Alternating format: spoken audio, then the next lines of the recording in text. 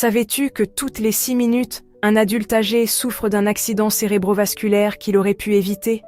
C'est une statistique qui glace le sang. Mais derrière ce chiffre, il y a une grand-mère qui ne racontera plus de contes, un père qui ne pourra plus s'occuper de son jardin, une vie qui s'éteint en un instant. Et le plus terrible, ce qui m'a poussé à allumer cette caméra avec une urgence que je ressens rarement, c'est qu'une nouvelle enquête révèle que nombre de ces tragédies sont liées à 4 médicaments d'utilisation courante.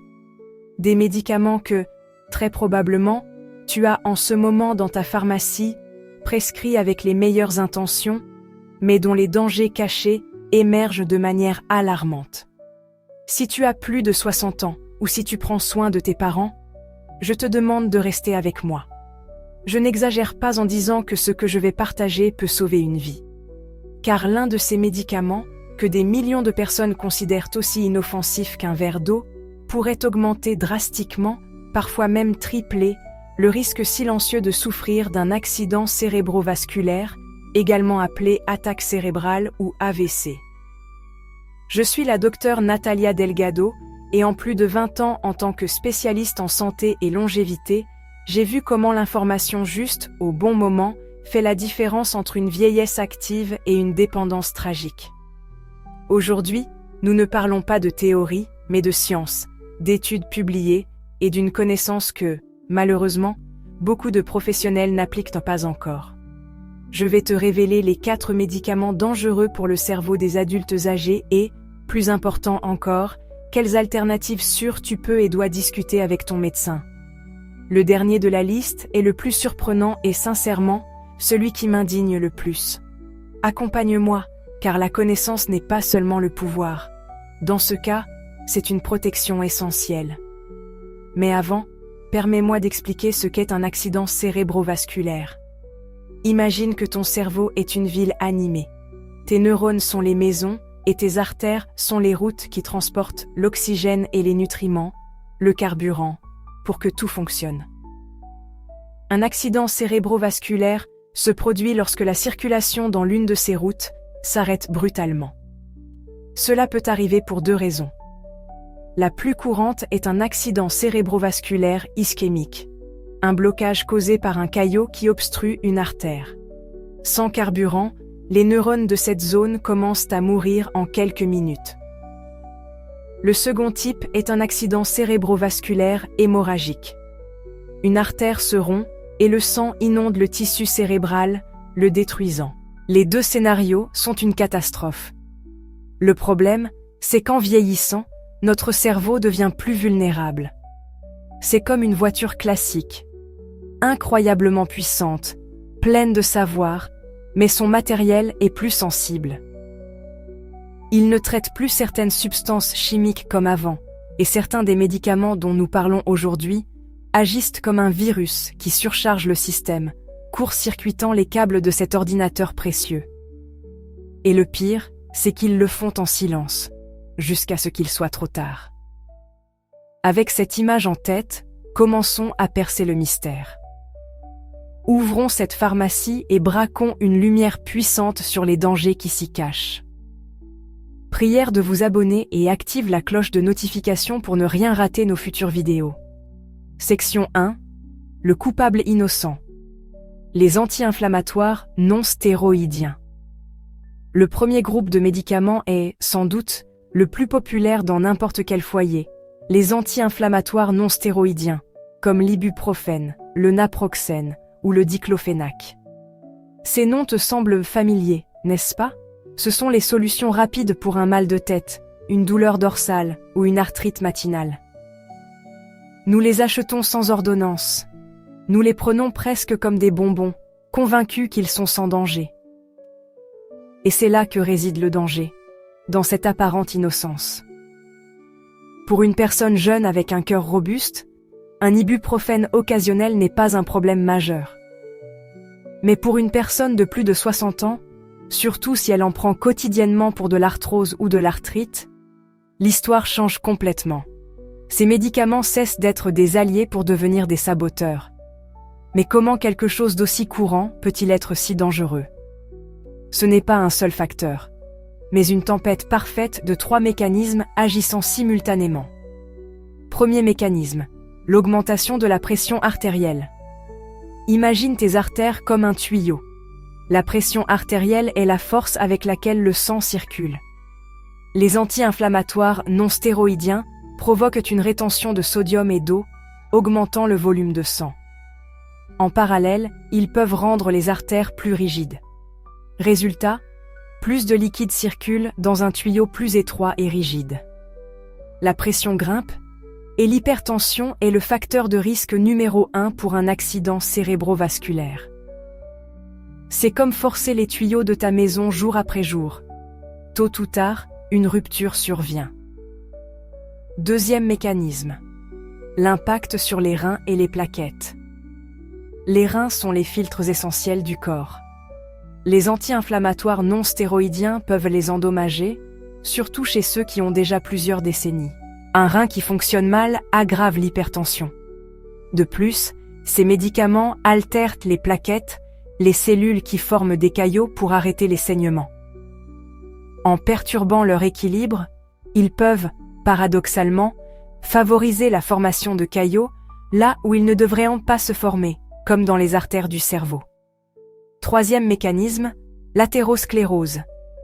L'utilisation chronique d'anti-inflammatoires non stéroïdiens provoque une inflammation constante dans la paroi des artères. Cette inflammation agit comme une colle qui irrite l'intérieur, créant des zones où le cholestérol s'accumule et forme des plaques.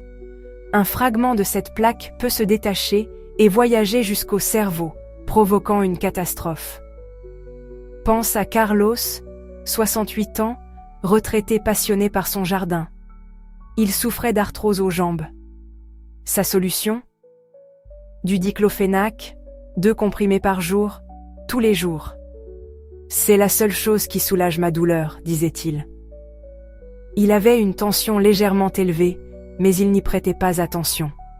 Il ignorait que chaque comprimé ajoutait du combustible au feu.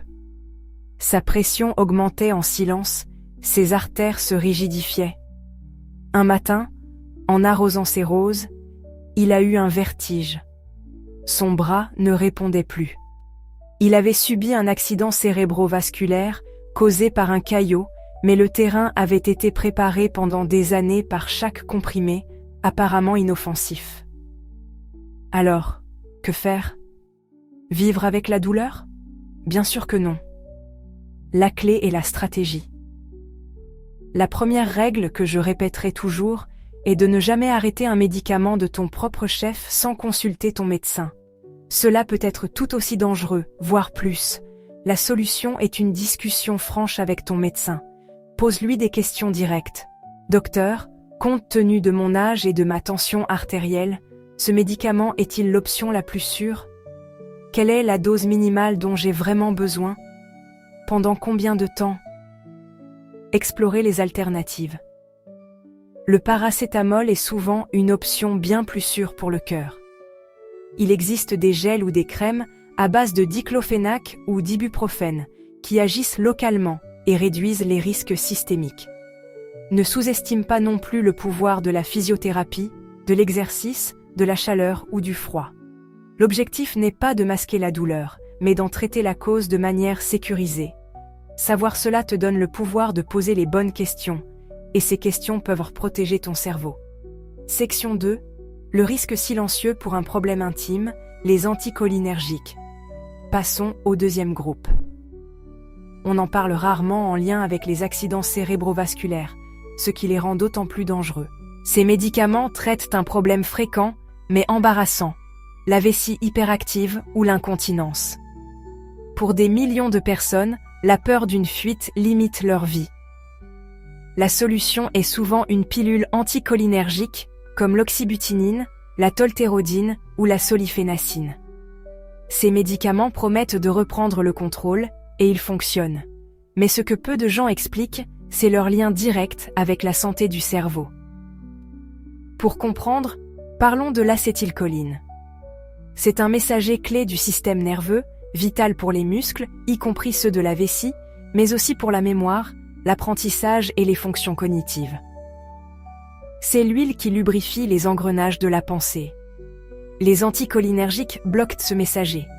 Dans la vessie, cela détend le muscle, résolvant le problème. Mais ces médicaments ne sont pas précis comme un missile guidé. Ils agissent comme une bombe, se répandant dans tout le corps, y compris dans le cerveau, où ils bloquent également l'acétylcholine. Le premier effet, bien connu, est une détérioration cognitive. Leur usage prolongé est associé à un risque accru de démence. Les patients se plaignent de confusion, de brouillard mental, de perte de mémoire ou de somnolence. Ils attribuent souvent ces symptômes à l'âge, sans se douter que la pilule pour leur vessie éteint peu à peu les lumières de leur cerveau. Mais le danger va plus loin. Le lien avec les accidents cérébrovasculaires est insidieux. L'acétylcholine aide à réguler le flux sanguin cérébral. En la bloquant, ces médicaments peuvent empêcher les artères cérébrales de se dilater pour apporter plus d'oxygène. Cela crée des zones de faible flux sanguin, préparant le terrain pour un accident cérébrovasculaire. De plus, des effets comme l'hypotension orthostatique, chute de tension en se levant, ou la sédation peuvent déstabiliser un système cardiovasculaire déjà fragile. C'est comme demander au contrôleur aérien de ton cerveau de travailler avec la moitié de son équipe et des radios défectueuses. Le désastre n'est qu'une question de temps. Prenons l'exemple de Marthe, 75 ans, une femme très active. Elle souffrait d'une vessie hyperactive. La peur d'un accident la retenait chez elle. Son médecin lui a prescrit de l'oxybutynin. Au début, c'était un miracle. Mais au fil des mois, ses filles ont remarqué qu'elle devenait plus distraite. Un jour, en se levant du canapé, elle a été prise d'un vertige intense et s'est effondrée. Elle avait subi un accident ischémique transitoire, un signal d'alarme annonçant un accident cérébrovasculaire plus grave. En examinant ses médicaments, les médecins ont fait le lien. Le médicament qui lui avait redonné une vie sociale menaçait sa vie. L'histoire de Marthe est un appel à la vigilance. Si tu prends un médicament pour l'incontinence, agis. Ne l'arrête pas brusquement, mais vérifie s'il s'agit d'un anticholinergique. Si c'est le cas, contacte ton médecin et pose la question clé. Docteur, je m'inquiète des effets de ce médicament sur mon cerveau. Existe-t-il des alternatives plus modernes et plus sûres? La bonne nouvelle, c'est qu'il en existe. Une classe plus récente, les agonistes bêta-3 comme le mirabegron, agit différemment, sans interférer avec l'acétylcholine, et présente un profil de risque bien meilleur. De plus, n'oublie pas les approches non médicamenteuses. Les exercices de Kegel pour renforcer le plancher pelvien font des merveilles. Rééduquer la vessie avec des horaires fixes est également très efficace. Parfois, réduire la caféine, l'alcool ou les boissons gazeuses suffit à faire une grande différence. L'incontinence mérite une solution, mais pas au prix de ton cerveau. Tu as le droit d'exiger des options plus sûres. Section 3. Le miracle, anti-inflammatoire au côté sombre, les corticoïdes systémiques. Le troisième groupe est souvent perçu comme un sauveur. Je parle des corticoïdes systémiques, comme la prednisone ou la dexaméthasone. Si tu as déjà eu une réaction allergique grave, une crise d'asthme ou une maladie auto-immune, tu connais leur pouvoir presque magique. En quelques heures, ils calment une inflammation incontrôlable et te redonnent vie. Leur efficacité rend difficile de les voir comme des ennemis. Mais ce pouvoir a un prix, surtout avec une utilisation à long terme. Prendre des corticoïdes oraux de manière chronique, c'est comme conclure un pacte avec le diable. Ils offrent un soulagement immédiat, mais la facture pour ton corps est lourde. L'un des risques les plus graves est une augmentation significative du risque d'accident cérébrovasculaire. Les corticoïdes lancent une offensive sur plusieurs fronts, affaiblissant tes défenses. J'appelle cela la triple menace des corticoïdes. Première menace, l'hypertension. Les corticoïdes provoquent une rétention de sodium et une perte de potassium, entraînant une rétention d'eau et une augmentation du volume sanguin. C'est le même mécanisme que les anti-inflammatoires non stéroïdiens, mais souvent plus intense. La pression artérielle grimpe en flèche. Deuxième menace, l'hyperglycémie. les corticoïdes augmentent le taux de sucre dans le sang en interférant avec l'insuline, pouvant provoquer un diabète stéroïdien. Un taux de sucre élevé est toxique pour la paroi des vaisseaux sanguins, les rendant rigides, fragiles et sujettes à l'inflammation. Troisième menace, une combinaison létale. Les corticoïdes altèrent le cholestérol en augmentant le mauvais cholestérol, LDL, et peuvent rendre le sang plus épais, plus susceptible de coaguler. Le terrain est alors idéal pour une catastrophe, des artères abîmées par la pression et le sucre, et un sang plus dense prêt à former un caillot. Pense à Georges, 72 ans, atteint d'une maladie pulmonaire obstructive chronique sévère. Pendant des années, chaque crise était traitée par un cycle de prednisone. Cela lui sauvait la vie. Mais personne n'a élaboré de stratégie pour réduire sa dépendance.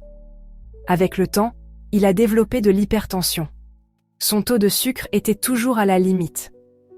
On s'est tellement concentré sur ses poumons qu'on a ignoré les dommages collatéraux. Une soir, en lisant, les mots se sont mis à danser. Et un côté de son visage s'est engourdi. Il a subi un accident cérébrovasculaire. La prednisone n'était pas la seule cause, mais elle a agi comme un accélérateur vers la catastrophe. Que faire avec un médicament souvent indispensable? La réponse n'est pas d'arrêter, mais de l'utiliser avec intelligence et une extrême prudence. La discussion avec ton médecin doit être sérieuse. L'objectif est toujours la dose la plus faible possible, pour la durée la plus courte possible. Pose la question. Docteur, avons-nous exploré toutes les alternatives pour réduire ma dépendance aux corticoïdes? Pour l'asthme ou la maladie pulmonaire obstructive chronique, les corticoïdes inhalés sont essentiels. Pour l'arthrite, d'autres traitements peuvent permettre de diminuer la prednisone. Si leur utilisation est inévitable, il faut limiter les dégâts, contrôler rigoureusement la pression artérielle, le taux de sucre et le cholestérol, adopter une alimentation pauvre en sel et en sucre, et faire de l'exercice régulièrement. Considère les corticoïdes non pas comme un traitement isolé, mais comme une situation nécessitant un plan de protection globale pour le reste de ton corps, et surtout pour ton cerveau. Section 4. Le médicament le plus dangereux est son usage inapproprié. Les antipsychotiques. Nous arrivons au quatrième et dernier groupe, celui qui présente les risques les plus élevés et dont l'utilisation est l'une des plus dangereuses dans les soins aux adultes âgés. Les antipsychotiques, comme la risperidone, l'olanzapine ou la quétiapine. Ces médicaments ont été conçus pour des maladies psychiatriques graves, comme la schizophrénie, où ils sauvent des vies. Cependant, une pratique alarmante s'est répandue. Leur utilisation pour traiter les troubles du comportement dans la démence. Pense à une personne atteinte d'Alzheimer avancé, qui peut être agitée, agressive ou anxieuse. Ces comportements sont très éprouvants pour elle et difficiles pour les soignants. Dans un système de santé surchargé, la solution rapide est souvent de prescrire un antipsychotique pour calmer le patient. Mais c'est une roulette russe chimique. Les agences régulatrices, comme la FDA, ont émis leur alerte la plus grave, un avertissement de type « boîte noire » concernant leur utilisation chez les personnes âgées atteintes de démence. Pourquoi? Ils doublent presque le risque de décès, notamment par accident cérébrovasculaire. Le risque spécifique d'un AVC peut même tripler. Le mécanisme des dommages est dévastateur. Premier effet, l'hypotension orthostatique. Ces médicaments provoquent une chute brutale de la pression artérielle en se levant, entraînant des vertiges et des chutes. Chez une personne âgée, une chute peut signifier une fracture de la hanche et la fin de son autonomie. Mais surtout, cette chute de pression prive temporairement le cerveau de sang, ce qui peut déclencher un accident cérébrovasculaire à force de répétition. Deuxième effet, des perturbations du rythme cardiaque. Ces médicaments peuvent provoquer des arythmies, favorisant la formation de caillots qui voyagent directement au cerveau. Troisième effet, le syndrome métabolique. Ils entraînent une prise de poids, une augmentation du sucre et du cholestérol, pouvant provoquer un diabète galopant en quelques mois. Enfin, Ils augmentent la viscosité du sang, le rendant plus épais et plus susceptible de coaguler. Imagine Hélène, 80 ans, atteinte de démence. Elle devenait de plus en plus agitée. Son fils, désespéré, a consulté un médecin qui a prescrit une faible dose de risperidone. Hélène était plus calme, mais elle dormait presque toute la journée. Personne n'a remarqué que sa tension fluctuait dangereusement. Un soir, son fils l'a trouvée sur son fauteuil, le regard perdu, la bouche tordue. Elle avait subi un accident cérébrovasculaire massif. Le médicament censé l'aider était devenu son bourreau. C'est la discussion la plus difficile, mais la plus cruciale qu'un soignant puisse avoir. Si une personne dont tu t'occupes, atteinte de démence, prend un antipsychotique, tu dois être son défenseur. Demande au médecin, avec fermeté, « Docteur, je connais l'avertissement de boîte noire. Avons-nous épuisé toutes les options non médicamenteuses ? Quel est le plan pour arrêter ce médicament le plus rapidement possible ? » Car des alternatives existent. La première ligne de traitement pour l'agitation dans la démence ne devrait jamais être un médicament. Il faut enquêter. Pourquoi est-elle agitée ? Souffre-t-elle d'une douleur qu'elle ne peut exprimer ? D'une infection ? A-t-elle peur ou est-elle fatiguée ? Les interventions comportementales sont essentielles. Un environnement calme, de la musique qu'elle aime, des tâches simplifiées, une validation de ses émotions. Cela demande du temps et de la patience. Bien plus qu'une ordonnance, mais c'est infiniment plus sûr et humain. L'utilisation d'un antipsychotique chez une personne atteinte de démence ne devrait être qu'un dernier recours, pour une durée très limitée et seulement après l'échec de toutes les autres options. Le prix, trop souvent, est un accident cérébrovasculaire dévastateur et évitable. Conclusion. Nous avons fait un voyage difficile, je le sais. Nous avons ouvert la pharmacie et pointé du doigt 4 coupables cachés en pleine vue. Les anti-inflammatoires non stéroïdiens, comme l'ibuprofène, ces analgésiques apparemment inoffensifs qui peuvent détruire tes artères, les anticholinergiques pour l'incontinence qui éteignent les lumières de ton cerveau, les corticoïdes, comme la prednisone, ce pacte avec le diable qui calme l'inflammation à un coût élevé, et les antipsychotiques, cette solution rapide pour la démence qui triple le risque de catastrophe. Le message d'aujourd'hui n'est pas de te faire peur, mais de te donner le contrôle. Nous déléguons souvent notre santé à un système qui, sous pression, opte parfois pour la solution facile. Mais tu n'es pas un patient passif. Tu es le chef d'orchestre de ta santé. La connaissance que tu as maintenant est ton outil le plus puissant. Elle te permet de poser les bonnes questions, d'engager un dialogue avec ton médecin et non un monologue. N'aborde pas cette discussion avec anxiété, mais avec un plan. Vérifie tes médicaments. Identifie si l'un d'eux figure sur cette liste. Prends rendez-vous avec ton médecin, non pas avec peur, mais avec l'assurance de celui qui prend les rênes. Enfin, je te demande une chose. Si cette information t'a été utile, partage-la. Envoie-la à ton frère qui s'occupe de votre mère. Partage-la dans ton groupe d'amis. Chaque partage peut éviter un appel aux urgences, une chambre d'hôpital, une vie brisée. Et n'hésite pas à utiliser les commentaires. Partage ton expérience. Prends-tu l'un de ces médicaments ? Tes histoires nous enrichissent tous et créent une communauté de soutien essentielle. Merci pour ton temps et ton attention. Prends soin de ton cerveau. C'est le seul que tu as. À bientôt.